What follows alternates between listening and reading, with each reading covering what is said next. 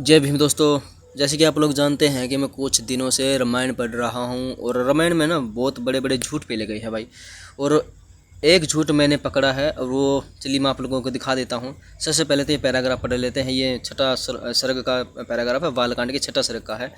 और ये सॉरी आठवां आठवां श्लोक है। यहाँ पे लिखा गया है कि अयोध्यापुरी में लंपट कायर नरसंस मूर्ख नास्तिक आदमी तो ढूंढने पर भी नहीं मिलते। लंपट का मैं यहाँ पर बता देता हूँ, बलात्कारी और जो व्यभिचारी व्यक्ति होता है वो होता है। ठीक है, आपने देख लिया ये पैराग्राफ यहाँ पर श्लोक जो था। अब चलिए हम सीधा चलते हैं सातवें सर्ग में। और सातवें सर्ग में भी एक चीज़ दिखा देता हूँ आप लोगों को। यहाँ पे छठा सर्ग चल रहा है। छठा सातवां सर्ग कहाँ गया, ये आ गया सातवां सर्ग। और सातवें सर्ग में चलिए थोड़ा सा और नीचे चलते हैं और देखिए यहाँ पर है कि वे सब मंत्री अर्थ और सैन्य विभागों के कामों में चतुर और अपराध शत्रु को भी न सताने वाले थे। यानी कि जो शत्रु है और वो अपराध है, जिसने कोई अपराध नहीं किया, वो उसको भी ये लोग सताते नहीं थे। ठीक है, उसके बाद यहाँ पर है वे वीर और उत्साह को नियमित रखने वाले, राजनीति में निपुण और राज्य में बसने वाले, पवित्र आत्मा की रक्षा करने वाले थे।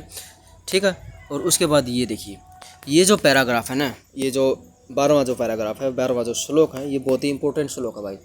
या भैया पहली जो लाइन में पढ़ूंगा उसके दो मतलब यहाँ पर निकलते हैं। पहली जो लाइन है वो देख लिया आप कि वे ब्राह्मणों और क्षत्रियों को बिना सताए ही राजकोष की वृद्धि करने वाले थे। यानी कि ब्राह्मण और क्षत्रिय, यानी कि हिंदू धर्म में वैसे तो 4 वर्ण माने जाते हैं, लेकिन अम्बेडकर के अनुसार हिंदू धर्म में 4 नहीं बल्कि 5 वर्ण हैं। ठीक है, तो पहले तो हम इसकी बात कर लेते हैं कि ब्राह्मण और क्षत्रियों को बिना सताए ही राजकोष की वृद्धि करने वाले थे। ठीक है, यानी कि इनको बिना किसी रोक टोक के राज्य की जो सुख सुविधाएँ थी उनका भोग करने की इनको इजाज़त थी। ठीक है, इन पर किसी प्रकार का कोई कर या टैक्स नहीं लगता था। तो और बाकी की जो हिंदू के जो वर्ण है उन पर कर और टैक्स लगता था और उनको सताया भी जाता था। ठीक है, इस बात की यही 2 अर्थ निकलते हैं। और जो कि हिंदू धर्म के अलावा और भी तो भारत में धर्म रहे हैं, ठीक है, उनको भी यहाँ पर सताया जाता था। तो इस बात के यहाँ पर 2 मतलब ये निकलते हैं, यानी कि ब्राह्मण और क्षत्रियों को बिना किसी रोक टोक के सभी सुविधाओं का भोग लेने की इजाज़त थी। और बाकी के जो वर्ण थे और बाकी के जो धर्म थे, संप्रदाय थे, उनको सताया जाता था और उन पर कर व्यवस्था लागू थी। ये इस श्लोक का ये मतलब यहाँ पर निकलता है। तो और अपराधी का बलाबल विचार कर कठोर दंड की व्यवस्था करने वाले थे।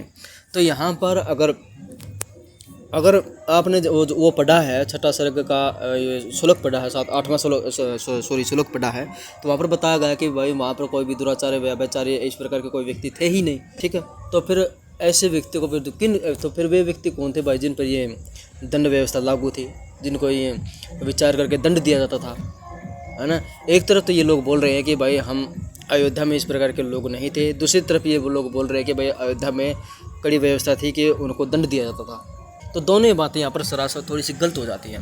या तो होता कि भाई अयोध्या में अपराधी थे, उनको दंड दिया जाता था। ठीक है, अरे अगर अयोध्या में अपराधी नहीं थे तो दंड व्यवस्था किसके लिए थी फिर?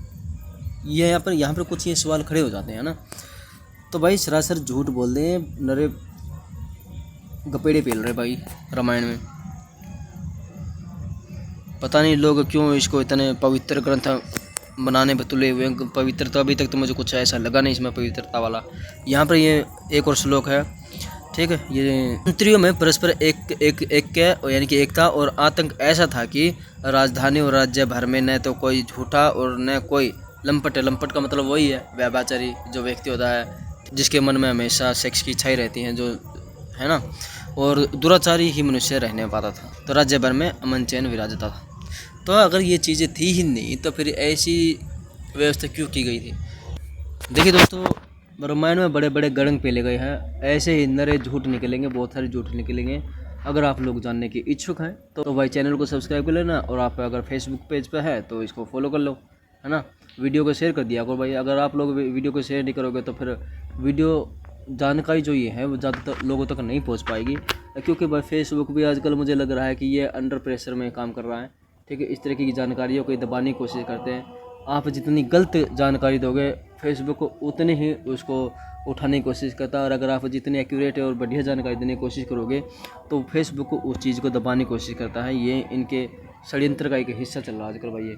है ना, क्योंकि ये अंडर प्रेशर से काम करता है। किसके? आरएसएस, बजरंग दल और ये जो बीजेपी है, इनके अंडर प्रेशर से काम कर रहा है ये। तो भाई समझने की कोशिश कीजिए, वीडियो को शेयर और लाइक कीजिए। जय भीम, नमो बुद्धाय।